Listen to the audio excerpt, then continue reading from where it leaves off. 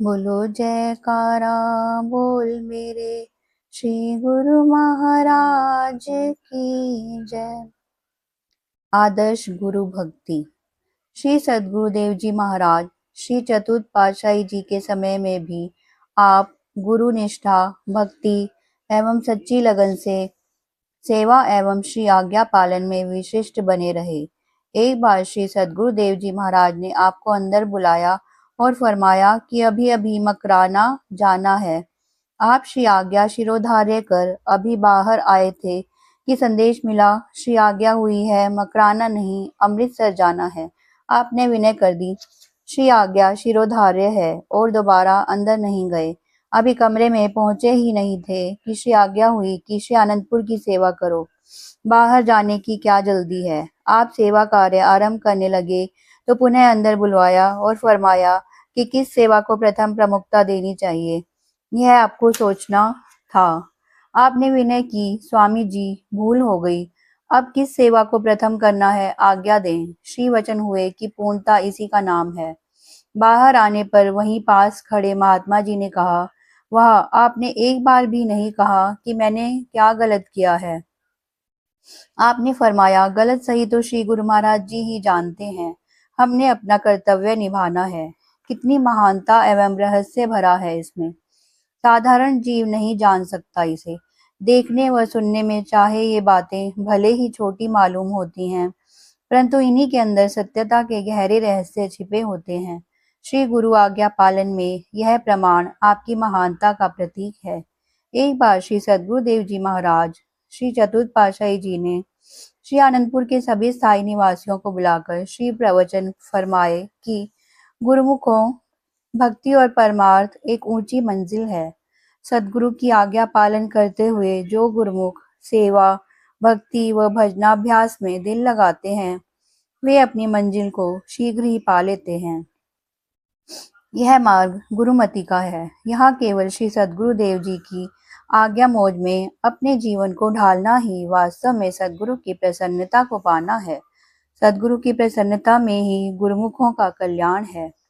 संत सद्गुरु जीव की भलाई के लिए सोचते हैं, इसलिए भक्ति मार्ग में जीव को सादा खाना, सादा पहनना और उच्च विचार रखने चाहिए। आज आपको बुलाने की हमारी यही मौज थी कि सभी गुरुमुख केवल खादी के कपड़े ही पहना करें।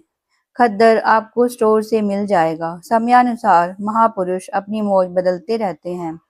जब जैसी मौज हो उसी को ग्रहण करना ही गुरुमुख का कर्तव्य है। श्री सद्गुरुदेव जी महाराज के प्रवचन सुनकर सब अपने कमरों में आ गए। किसी ने यह कहकर कि पापलीन या अन्य कपड़े भी दरबार में से ही मिलते हैं, इनके फटने पर खद्दर पहन लेंगे। किसी ने कुछ समय पश्चात और किसी ने श्री आज्ञा पर ध्यान ही न दिया, अपनी अपनी बुद्धि अनुसार आचरण किया।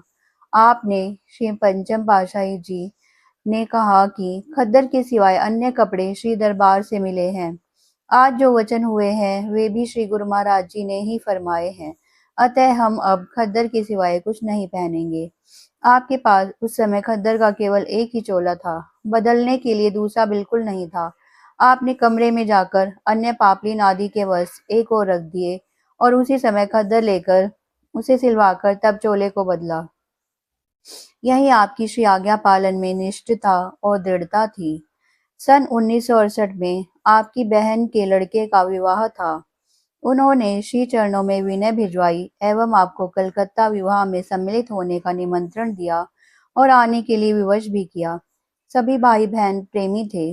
आपको महात्मा योग प्रकाश आनंद जी ने कहा कि हमारे साथ चलो, हर्ज ही क्या है। आपने उत्तर दिया, जब संसार से पीट कर दी तो संबंध कैसा। अब तो श्री आनंदपुर के गुरुमुख महात्मा ही सब संबंधी हैं। श्री श्री 108 श्री चतुर्थ पातशाही जी ने आपको फरमाया कि आप इस काम को पूरा करके आ जाओ। श्री आज्ञा शिरोधार्य कर आप कलकत्ता चले गए। वहां एक अलग कमरे में विराजित होकर भजन ध्यान में बैठे रहते।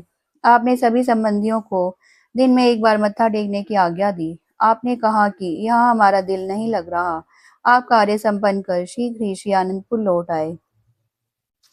श्री श्री 108 श्री चतुर्थ पातशाही जी ने श्री आनंदपुर दरबार की सुचारू व्यवस्था के लिए एक प्रबंधक समिति बनाई। उस समय महात्मा श्री सद्गुरु सेवानंद जी श्री आनंदपुर के प्रबंध में काफी समय देते थे और सत्संग के सेवा कार्य से बाहर भी जाते थे। महात्मा योगात्मानंद जी, महात्मा शांतात्मानंद जी, महात्मा योग प्रकाशानंद जी, महात्मा अखंड प्रकाशानंद जी, महात्मा रोशनानंद जी, महात्मा विचार परमानंद जी, महात्मा संतोषानंद जी श्री आनंदपुर के प्रबंधकों में मुख्य थे। श्रीमान जी, महात्मा परम विवेकानंद जी, सिंधी श्रीमान जी, महात्मा गुरु दर्शनानंद जी, महात्मा आत्म दर्शनानंद जी, महात्मा धर्म श्रद्धानंद जी, महात्मा सुख सागरानंद जी, महात्मा परम शांतानंद जी सत्संगी महात्मा जनों में मुख्य थे। सब महात्मा जन पर्व पर श्री आनंदपुर में एकत्रित होकर मीटिंग करते। श्रीमान जी के कमरे में समिति के विचार विमर्श करने के लिए एक ऊंचा थल्ला बनाया हुआ था। उस समय कमरे में थल्ले अर्थात ऊंची जगह बनाई जाती थी। आप उन सबको उस ऊंचे स्थान पर बैठाते और स्वयं नीचे बैठ जाते। वे सब आपको देखते ही रह जाते। कभी कभी महात्मा योग प्रकाशानंद जी कह ही देते कि आप हमारे साथ क्यों नहीं बैठते। आप फरमाते कि आप सब महान हैं, हम सेवक हैं। सबके मुंह से निकलता कि इतनी विनम्रता से तो इंसान सब कुछ प्राप्त कर लेता है, वे क्या जाने कि आप पूर्ण ही हैं। आपने श्री सद्गुरुदेव जी, श्री तृतीय पातशाही जी एवं श्री सद्गुरुदेव जी, श्री चतुर्थ पातशाही जी के समय में एक रस श्री आज्ञा पालन एवं सेवक धर्म के आदर्श को स्थापित कर दिखाया। आपकी महानता का ज्वलंत उदाहरण आप स्वयं हैं। बोलो जयकारा बोल मेरे श्री गुरु महाराज की जय। आंतरिक रहस्य।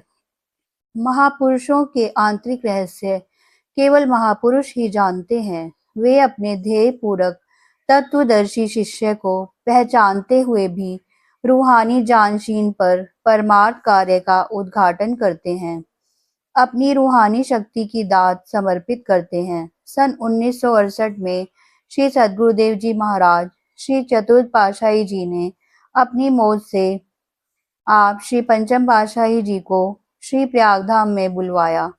उस समय यातायात के साधन सुगम न थे। आप सरकारी काम के लिए गुना गए हुए थे। महात्मा परम योगानंद जी ने फोन पर श्री आज्ञा सुनाई कि जहां भी हो वहीं से शीघ्र श्री प्रयागधाम आओ।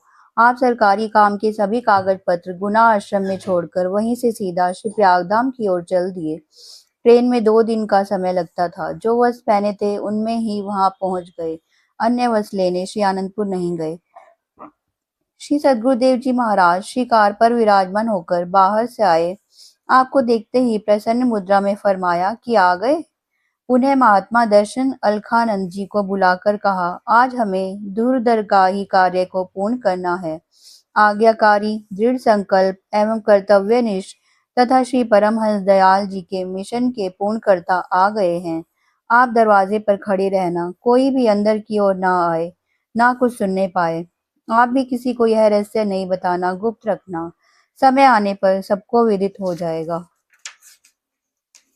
महात्मा दर्शन अलखानंद जी ने श्री आज्ञा से आपको श्री पंचम पातशाही जी अंदर बुलाया। श्री सद्गुरुदेव जी महाराज के श्री चरणों में आपने दंडवत प्रणाम किया। श्री वचन हुए कि हमने आपको विशेष कार्य संपन्न करने के लिए यहाँ बुलाया है। आपने श्री परमहंस दयाल जी की मौज को पूर्ण करना है।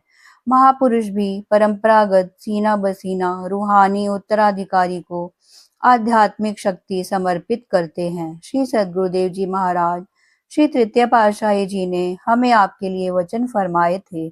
आपने परमार्थ का महान कार्य करना है। हमारी भी यही मौज एवं आज्ञा है कि आपको सब कुछ समर्पित कर स्वयं निश्चिंत हो जाएं। आपने श्री सद्गुरुदेव जी महाराज श्री चतुर्थ पातशाही जी के श्री चरणों में पुनः दंडवत प्रणाम कर विनय की, प्रभु सेवक को सेवक रहकर ही सेवा को सौभाग्य देते रहे।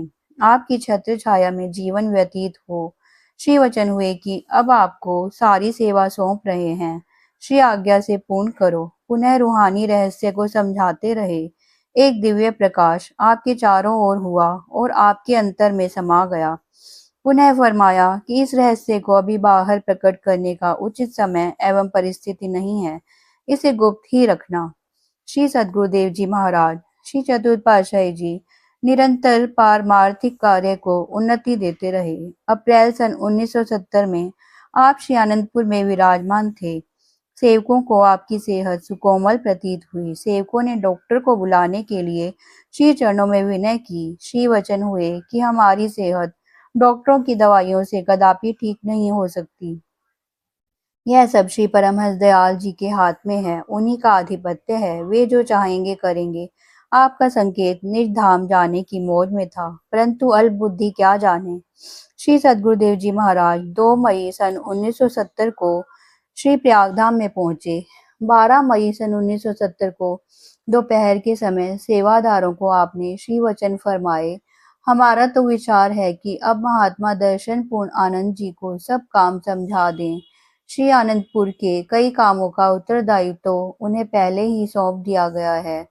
यहाँ श्री प्रयागधाम में भी सब काम अर्थात श्री मंदिर, सरोवर, उर्ली शहर का मकान और निज धाम येवला का स्थान आदि आदि इन सब स्थानों की कार्य पूर्ति वे स्वयं करेंगे।